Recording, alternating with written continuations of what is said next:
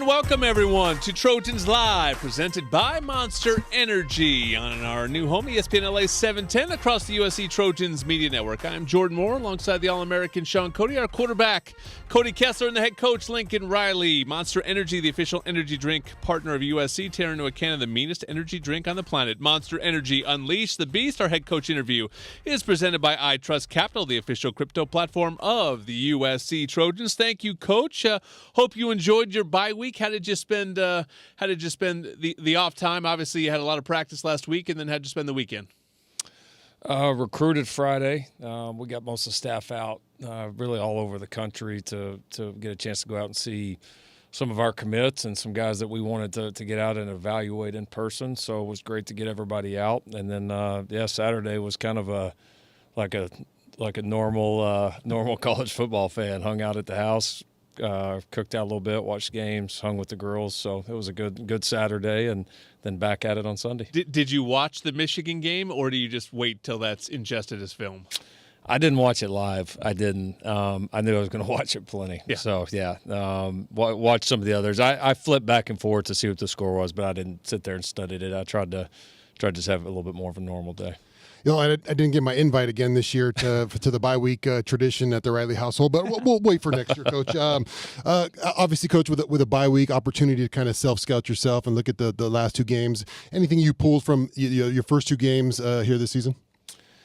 Yeah, I mean, we improved in a lot of ways from game one to game two. But there certainly still is. When you go back and look at the first few games, there's some areas really on all three sides. We've had a couple missed opportunities special teams-wise, we felt like, and we really tried to spend a lot of time on those during the bye week. And then, there's a lot of things, whether it's corrections on what you've done the first two games, or it's like, looking ahead and things that you're going to need to do really well here coming up this week and beyond. We tried to target those areas. We tried to be very specific with our players in terms of, hey, here's the areas we're going to work on. Here's our strategy for doing it. Like, we got to go put this into action and really get some good work.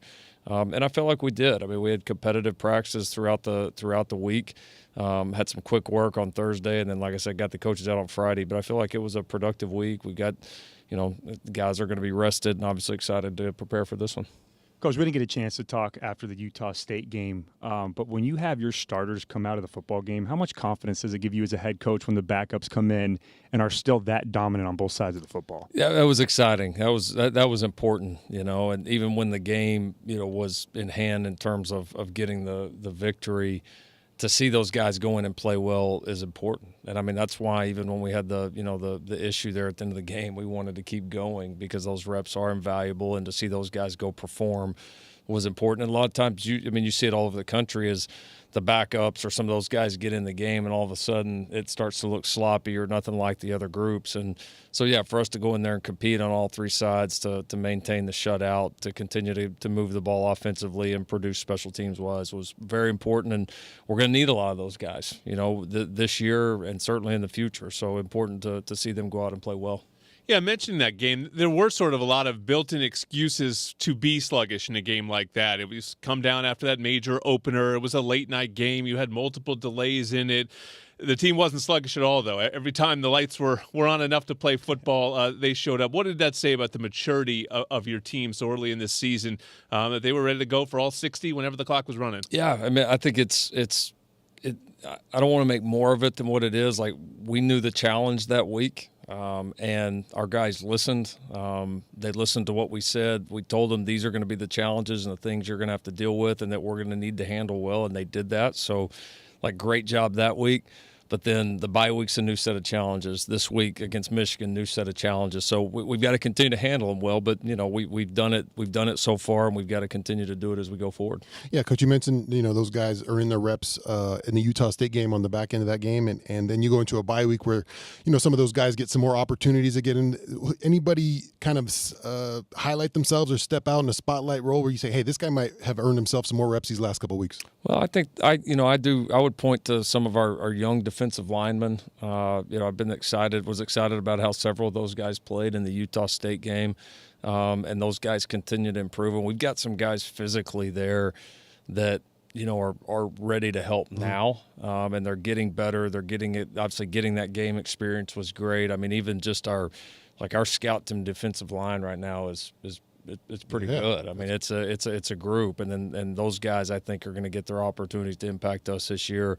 I mean, I would say the same. I think there's potentially a couple of guys in the secondary. Some of the young offensive linemen coming around is going to be important. I mean, I would certainly look at running back as well, too. You just know how that position goes, and we know, like we said from the beginning, we're going to need all four of those guys at some point this year. Coach Miller's looked great through the first 2 games. I think he's done a phenomenal job of protecting the football, taking what the defense gives him, using his playmakers around him, as doing such a great job of getting them the football in space. Now you go into conference play. What does that next step for Miller look like going into Big Ten play? I don't know that there's a next step. He's handled the challenges well so far, and the challenges are going to continue to change. And, you're going to go here, a road atmosphere, be a great atmosphere to play in, a very good defense. You're going to get into all these different game situations that are going to come up that may be different than some of the ones that he's been in his first 3 starts so far. So he's just got to continue to prepare well, take that preparation to the game field, and then just go execute and stay steady. And that's kind of been his recipe, to play well. And he's going to have to continue to do that because the challenges around him will continue to change, as you know, from doing it. You're listening to the head coach, Lincoln Riley, on Trojans Live. Your defense has been fantastic through 2 games. I think we were all excited to see improvement. It's happened so quickly. How has it happened so quickly? Is there something within their system that Coach Lynn and his staff has been able to implement that it's been almost instant, or is it more simple than that? Is it more about the fundamentals of the game and the way they're teaching it, that it's not so scheme based? It's just that everyone's sort of bought into what they're doing. Probably in some ways a combination of all of it. I mean, the coaches have done a good job. The strength coaches, nutritionists, our guys have done a really good job in terms of the physical changes, which I know we've spoken a lot about. We've gotten some players within our program that have developed. We brought in a couple of guys that have certainly helped us, I think, in terms of pushing it along in year 1, that have played at a high level that came from outside the program. So everybody owns part of it, and I think for us the exciting thing is we look at it and there's a lot of good, but there's still like so much left to go. There's so much left to go in terms of playing the level that we can. And again, kind of like the question about Miller, that we know there's a lot of new challenges coming up, starting with a big one here this week, and we got to continue to be ready on a week-to-week basis. And so, I don't know. I guess when you look at it from a game perspective, right, from the end of last season to now, it seems quick. I guess for me, it doesn't feel that quick. It's a long process to build the roster, to build the staff, to make the physical changes, to get the defense implemented, to go through spring, to go through summer, to go through fall camp. I feel like we've been building towards it, for a while, and I think we've positioned ourselves to have a really good group, and we got to continue to go prove it week in and week out. Coach, you mentioned a little bit about recruiting and obviously challenges during the season and trying to get all that done with game plan and all that stuff. How do you handle that procedure with your staff during the in-season recruiting? Well, we have sectioned off time where we know each week, during these times we're meeting on special teams, or we're meeting offensively or defensively, or obviously you got practice and meetings with the players, but then we have blocked off time at different points each week when our focus, whether in a staff meeting or communicating or whatever it is, but our focus goes solely on recruiting. And so that I think helps us, because you got to be – your time is really valuable during the year. There's not enough of it. You're always trying to squeeze more minutes out of the day than what are there. And so, but certainly the recruiting is something that can't ever stop and is a part of what we do every single day. And it's just a little bit more sectioned off during the year. Coach, you've coached in a lot of big-time games in these hostile environments. What's the best advice that you can give your players, especially some of the younger guys, as they get ready to go take on Michigan in this type of environment? Well, I think it helps us, having played the LSU game. I mean, that wasn't a full road game, but at times, those neutral games can kind of feel like it a little bit. And so I think, this team having been in a big-time atmosphere is certainly helpful. Now it's going to be it's different, right? When there's not anybody cheering when you make a play, and so, or just a very few. There'll be certainly. I know we'll squeeze as many in there as we can, but so yeah, that part's different. I think you got to have a lot of poise. You got to have an incredible amount of trust Your communication, I think, always when you get in these environments, your communication, your operation have got to be really, really good because they're going to challenge you on top of the crowd. I mean, just a really good football team with a lot of really good players on the other side. There's nothing better, too, on the road when you do score a touchdown and it goes completely silent. I mean, you love playing at home, but that's a great feeling. It's a good sound. It is. No reminder needed on who USC is playing this week, but we'll provide it anyway. USC versus Michigan, a 12:30 kick here in the Pacific time zone. We'll be in a different time zone calling it for you. Game is on CBS on TV, but we'll be right here on the ESPN LA 710. USC Trojans Media Network will go on at 10:30 a.m. We will talk to Coach about the big game next on Trojans Live.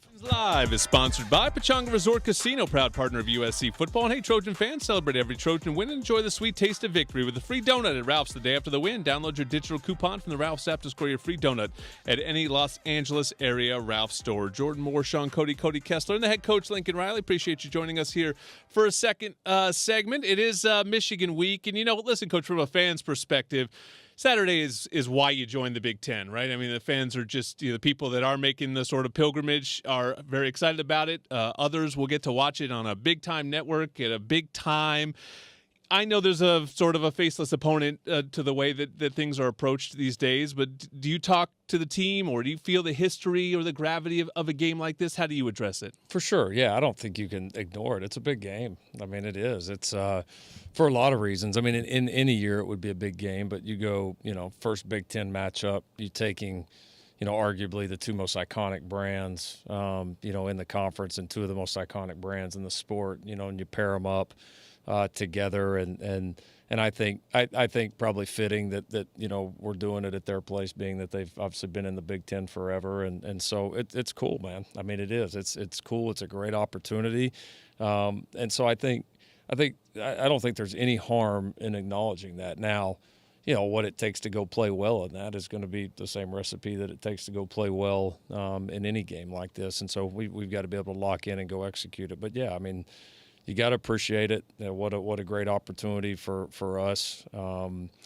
of being the newbie here in the league and to get a chance to go up there and play the defending national champions. Coach, break down the Wolverines for us, a 2-1 team on the year. Stumble versus Texas, but last week got back in the win column. What do they look like? Well, they're like most teams that have had a run of great years and then had obviously a tremendous year last year. What you're judged on is so high. I mean, this is still, make no mistake about it, this is still a very, very, very good football team. And anybody that thinks they're not is crazy, all right? This is, without a doubt, one of the best defenses in the country. They have NFL personnel on both sides of the ball all over the place, a really good coaching staff, crazy experience. I mean, this is a great team that'll be a big challenge. Obviously, we know they're looking at a quarterback change here, defensively, and so certainly got to be ready for all things there. But we know the player and athlete that Orji is. I remember him coming out of high school, and so we have a lot of respect for him and the weapons that they have around him. Their ability to run the ball, they ran it very well last week. Elite tight end, elite backs. I mean, they have tremendous players offensively. And then defensively, I mean, it's pretty obvious, really good group, tremendous defensive line. They're really good at all levels. Got one of the best corners in the game. I mean, just it's what you would expect when you go play the defending national champions. They got a really good team, and it'll be a big time challenge. Coach, as a player, you love playing in these type of games and atmospheres, but I've always been curious, as a coach, what are you most excited about, for Saturday, being able to coach in this game? Do you ever get a chance to really take it all in those moments, or are you so locked in and focused that it doesn't really hit you until you get on the plane afterwards? I love the road, man. I always do. They're the best. Yeah. I mean, and I've always said that no matter where I coach, and I've been lucky to coach at some great places that have some, great home venues and home field advantages, and this is certainly stacks right up there, obviously. Being able to coach here at USC and being able to coach, at the Coliseum is as good as it gets in terms of home games. But there's just something about going on the road, man. They're the most special games. I think the ones you deep down look forward to the most. And so I've always appreciated getting a chance to coach in some of these other elite venues and against great opponents. And so this will be another one to put on the list, and one I'm very much looking forward to. So as you mentioned, this is also, the first Big Ten game, and there was so much talk about the physicality of this conference and winning the battle up front. How much confidence do you feel in the work that you guys have put in, as you said, not even since the end of last year, sort of starting towards the end of last year, to be ready for this, next 9 games you're going to play within this conference? I have a lot of confidence, but it's also a really big challenge. I mean, I feel great about our opportunity to go handle it well, but it'll take all we got to go handle it well. I mean, there's no question about it. I mean, both this team and certainly, throughout the rest of the league, there's a lot of really good teams in this league, a lot of really good teams on our schedule, a lot of teams that are really strong on the fronts on both sides of the ball. So, we're going to get challenged there week after week, and we've got to be ready to rise up the challenge and make sure that they're getting a big damn challenge when they play us, right? And that's what it's all about. So, yeah, you're just going to have to be ready every single week. You feel it, you know it, and it's our ability to do it one game here, one game here, there. Like, that's great. But I think ultimately a big part of our season will be determined on, are we able to do it week in and week out and maintain that physicality on both sides? I think last week we talked to Coach Lynn, and I asked him about the Michigan game and maybe one stat that maybe would stick out if you guys were able to go pull off the win out there. What's something that you're going to circle after the game, that maybe a stat or some plays that you can figure out that could lead you to the win? I don't know that it's anything magical. I mean, it's the things that typically in road football that you need to do well. You got to go do well in the turnover department. I mean, you always point to that. I think a lot of times in these games, teams that are able to run the football and teams that are able to control the run. I think that was Coach Lynn was like, we got to stop the run. Yeah. No, that's the recipe for pretty good football all the time, especially when you're playing a really good opponent. So there's obviously going to be a lot of other key things that we'll need to do well, but you'd have to put those up there pretty high on the list. Coach Laken McCree leads the team right now with receptions and receiving yards. He's looked very confident this year, especially coming off of injury. How important is it to have a tight end that is a major factor in your pass game? It's important. We've tried to develop that room. He's an important part of our team, not just the play, but just kind of the attitude of this team. Him stepping up and then us being able to develop some other depth in that room it's just a key part of us both now and going forward. And I think it makes us, hopefully a little bit tougher to defend. So I can't say enough about him and his toughness and to be able to come off the injury that he had. I mean, most people aren't even cleared yet, and he's out there making big time plays in high level college football. I mean, the guy's he's an outstanding player, but he is a tough, competitive dude that is wired the way that we want players on our football team to be wired.